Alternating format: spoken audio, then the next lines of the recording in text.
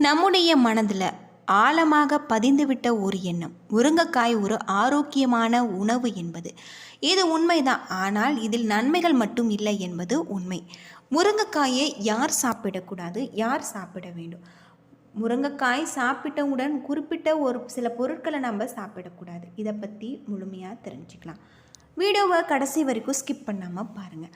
நம்ம சேனலை நீங்கள் இன்னும் சப்ஸ்கிரைப் பண்ணலைன்னா மறக்காமல் சப்ஸ்கிரைப் பண்ணிவிடுங்க. வாங்க வீடியோக்குள்ளே போகலாம்.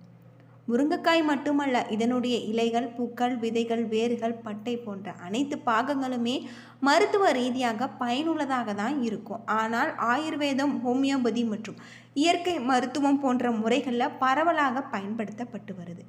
இருப்பினுமே முருங்கைக்காய் அனைவருக்கும் ஏற்றதல்ல. நம்முடைய வீட்டு சமையலில் அதிகம் பயன்படுத்தப்படும் காய்கறிகளில் முருங்கைக்காய் ஒன்று. பருப்பு, சாம்பார், பொரியல், கறி போன்ற எந்த உணவின் சுவையுமே இவை மேம்படுத்துகின்றது. சுவை மட்டுமல்ல, ஆரோக்கியத்திற்கும் மிகவும் நல்லது. வெண்டைக்காயில் புரதங்கள், கார்போஹைட்ரேட்டுகள், கால்சியம், பாஸ்பரஸ், இரும்பு, மக்னீசியம், பொட்டாசியம், சோடியம், நார் சத்து, வைட்டமின் சி மற்றும் வைட்டமின் ஏ போன்ற பல முக்கிய ஊட்டச்சத்துக்கள் இருக்குது. ஆனால் முருங்கைக்காய் மட்டுமல்ல, அதனுடைய இலைகள், பூக்கள், விதைகள், வேர்கள், பட்டை போன்ற அனைத்து பாகங்களுமே மருத்துவ ரீதியாக பயனுள்ளதாக இருக்குது. இவை ஆயுர்வேதம், ஹோமியோபதி மற்றும் இயற்கை மருத்துவம் போன்ற முறைகளில் பரவலாக பயன்படுத்தப்பட்டு வருது. இருப்பினுமே முருங்கைக்காய் அனைவருக்கும் ஏற்றது அல்ல. அப்படி யாரெல்லாம் முருங்கைக்காயை சாப்பிடக்கூடாது? குறிப்பாக குறைந்த இரத்த அழுத்தம் உள்ளவர்கள் இவற்றை சாப்பிடாமல் இருப்பது நல்லது.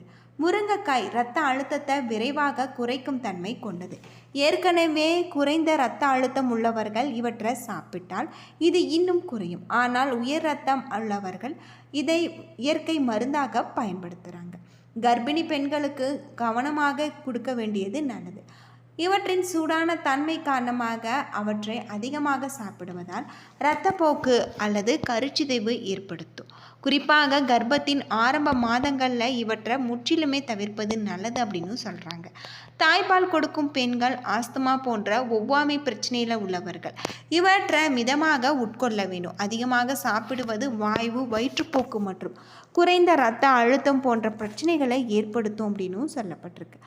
நம்மை பொறுத்தவரை முருங்கைக்காயில் இருக்கக்கூடிய நார் சத்து செரிமானத்தை மேம்படுத்துவதாகவும், உணவு எளிதில் ஜீரணமாகி வயிற்று பிரச்சனைகளை குறைக்கிறதாகும். ஆக்சிஜனேற்றிகள் உடலை தீங்கு விளைவிக்கும் உறுப்புகளை பாதுகாக்கதாகவும் சொல்லப்படுகிறது. நோய் எதிர்ப்பு சக்தியை அதிகரிக்கிறது. முருங்கைக்காயில் இருக்கக்கூடிய கால்சியம் மற்றும் பாஸ்பரஸ் எலும்புகளை வலுவாக வைத்திருக்கும்.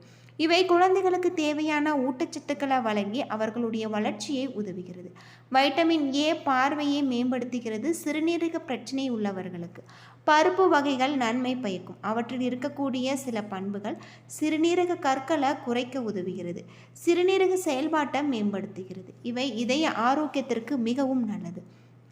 கெட்ட கொழுப்பை குறைத்து அதில் நோய்களில் இருந்து பாதுகாக்கிறது. உயர் இரத்த அழுத்தத்தை கட்டுக்குள் வைத்திருக்கிறது. ஒட்டுமொத்தமாக முருங்கைக்காய் ஊட்டச்சத்துக்கள் மற்றும் மருத்துவ குணங்களை கொண்ட ஒரு அற்புதமான காய்கறி. ஆனால் சில குழுக்கள் இவற்றை எச்சரிக்கையுடன் மற்றும் மருத்துவ ஆலோசனையை மட்டுமே உட்கொள்ள வேண்டும். சரியான அளவில் உட்கொள்ளும் பொழுது அவை ஒரு சுவையாக மட்டுமல்லாமல் ஆரோக்கியத்திற்கு இயற்கையாக ஊக்கியாக செயல்படுகிறது அப்படின்னே சொல்லலாம். பொதுவாக முருங்கைக்காயை குறிப்பிட்ட சிலர் சாப்பிடாமல் இருப்பதும் நல்லது.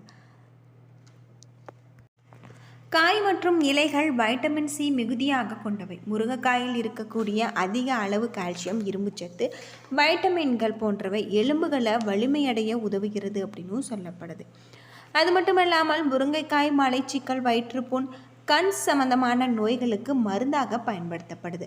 முருங்கைக்காய் உடலுக்கு நல்ல ஒரு வலுவை கொடுக்கும். இதை சாப்பிட்டால் சிறுநீரகம் பலப்படும், தாது உற்பத்தி அதிகரிக்கும். வாரத்தில் குறைந்தது 2 முறை முருங்கைக்காய் உணவாக எடுத்துக்கொண்டால் இரத்தமும் சிறுநீரக சுத்தம் அடையும். குழந்தைகள் முருங்கைக்காய் விதைகளை சாப்பிட்டால் குடலில் இருக்கக்கூடிய கிருமி பூச்சிகள் வெளியேறும். மலச்சிக்கலால் அவதிப்படுபவர்கள், மூல நோயால் பாதிக்கப்பட்டவர்கள், சளி பிரச்சனை உள்ளவர்கள், இரத்த சோகை, வயிற்றில் புழு பிரச்சனைகள் உள்ளவர்கள், கணையம், கல்லீரல் வீக்கம் உள்ளவர்கள் முருங்கைக்காயை சாப்பிட்டால் நல்ல ஒரு நிவாரணம் கிடைக்கும். முருங்கைக்காயில் ஜிங்க் சத்துக்கள் அதிகம் இருப்பதால் இதை நம்ம சாப்பிடும் பொழுது நம்முடைய உடலுக்கு தேவையான அனைத்து விதமான சத்துக்களுமே கிடைக்கும் அப்படின்னு சொல்லலாம். முருங்கைக்காயானது தொண்டை கரகரப்பு, சளி மற்றும் தொண்டை புண் ஆகியவற்றை சரி செய்வதில் வல்லது. ஆஸ்துமா, கல்லீரல் மற்றும் கணைய வீக்கம் போன்றவையே குணப்படுத்துகிறது. மலட்டுத்தன்மை குறைபாடு பிரச்சனைகள் நிவர்த்தி ஆகிறது அப்படின்னு சொல்லலாம். நம்முடைய உடலில் பல விதமான நல்ல சத்துக்கள் தரக்கூடியதாக இருக்குது. முருங்கைக்காய் இரும்புச்சத்து, கால்சியம், வைட்டமின்கள், ஆன்டி ஆக்சைடு நிறைந்த ஒரு சக்தி வாய்ந்ததாக இருக்குது. இரத்த சோகையை நோக்கி நோய் எதிர்ப்பு சக்தியை அதிகரித்து கண் பார்வை மற்றும் எலும்பு ஆரோக்கியத்தை மேம்படுத்தக்கூடியதாக இருக்குது. சர்க்கரையுடைய அளவை கட்டுப்படுத்துவதோடு உடல் சூடு மற்றும் செரிமான கோளாறுகளை குணப்படுத்தும் தன்மை கொண்டது. இரத்த சோகை மற்றும் சத்துணவு, இது இரும்புச்சத்து அதிகமாக உள்ளதால் தொடர்ந்து சாப்பிட்டு வந்தால் இரத்த சோகை நீங்கி இரத்தம் அதிகரிக்கும். உடலுக்கு வலிமையும் ஊக்கத்தையும் தருகிறது. கண் மற்றும் முடி ஆரோக்கியம், அதாவது வைட்டமின் ஏ சத்து அதிகம் உள்ளதால் கண்புரை மற்றும் மாலை கண் நோய் வராமல் தடுக்கிறது. முடி வளர்ச்சிக்கு சிறந்தது. உடலில் நோய் எதிர்ப்பு சக்தியை அதிகரித்து நோய் தொற்றில் இருந்து நம்ம பாதுகாக்கிறது. எலும்புகளுடைய வலிமை, கால்சியம் மற்றும் பாஸ்பரஸ் உள்ளதால் எலும்பு மற்றும் பற்களை வலுப்படுத்துகிறது. ஆஸ்துமா, மார்பு சளி, சைனஸ் போன்ற சுவாச கோளாறுகளுக்கு முருங்கைக்கீரை சூப், ரசம் மிகவும் சிறந்ததாக இருக்குது. முருங்கைக்கீரை நெய்யில் வதக்கி சாப்பிட்டால் உடலில் சூடு தனியும், மலச்சிக்கல் நீங்கும். நீரிழிவு நோயாளிகள் சர்க்கரையுடைய அளவை கட்டுப்படுத்தவும் இதய ஆரோக்கியத்தை பாதுகாக்கவும் சொல்லப்படுது. இது பொரியல், கடையல் அல்லது சூப் செய்து வாரத்திற்கு 2 முறை சாப்பிடலாம். முருங்கைக்கீரை பொரியை நம்ம உணவில் சேர்த்து கொள்வது ரொம்பவும் நல்லது அப்படின்னு சொல்லப்படுது. பல சக்திகள் நிறைந்ததாக தான் இந்த முருங்கைக்காய் இருக்குது. அதிகமாக நாங்கள் உணவில் எடுத்துக்கொள்வது நல்லது. எல்லோரது வீடுகளிலுமே சைவம் மற்றும் அசைவம் இந்த 2 வகைகளில் தான் சமையலை சமைப்பாங்க. அப்படி பார்த்தால் என்ன சமையல் சமைக்கிறோமோ என்பதற்கு ஏற்றவாறு காய்கறிகளை பயன்படுத்துவாங்க. ஆனால் முருங்கைக்காயை மட்டுமே அப்படி பயன்படுத்த மாட்டாங்க.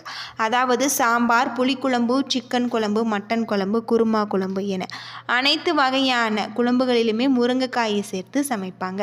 முருங்கைக்காயை வைத்து குழம்பு செய்து சாப்பிடுவது மட்டும் இல்லாமல் வறுவல், குருமா, மசாலா என இவை அனைத்தையுமே செய்வாங்க. இதனை அடிப்படை பார்த்தால் நம்ம முருங்கைக்காய் பிரியர்கள் என்றும் ஒவ்வொரு வீட்டிலுமே இருந்து கொண்டு தான் இருப்பாங்க. அப்படி பார்த்தால் முருங்கைக்காயை சாப்பிடலாம். ஆனால் அதுவுமே அளவோடு தான் நம்ம சாப்பிட வேண்டும். ஏனென்றால் அளவுக்கு மீறினால் அமிர்தமும் நஞ்சுமாகிவிடும். எனவே முருங்கைக்காயில் தீமைகள் என்பது இருக்கின்றது. எனவே என்னென்ன தீமைகள் என்பதை நம்ம தெரிந்து கொள்வது நல்லது.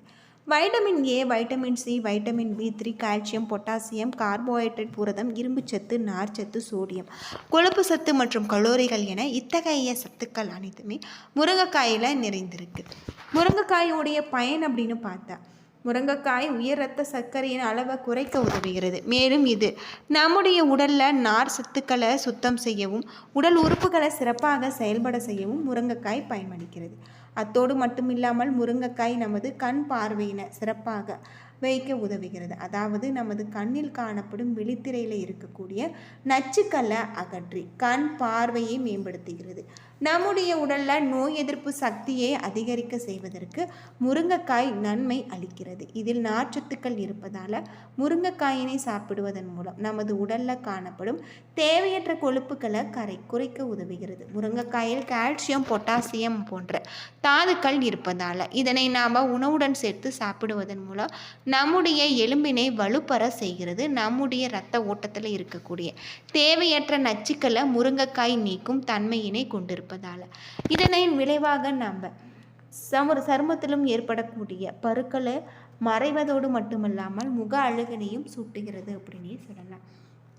என்ன நண்பர்களே, இந்த வீடியோ உங்களுக்கு பயனுள்ள ஒரு தகவலை தந்திருக்குன்னு நினைக்கிறேன். வீடியோ பிடிச்சிருந்தா லைக் பண்ணுங்கள், ஷேர் பண்ணுங்கள், கமெண்ட் பண்ணுங்கள்.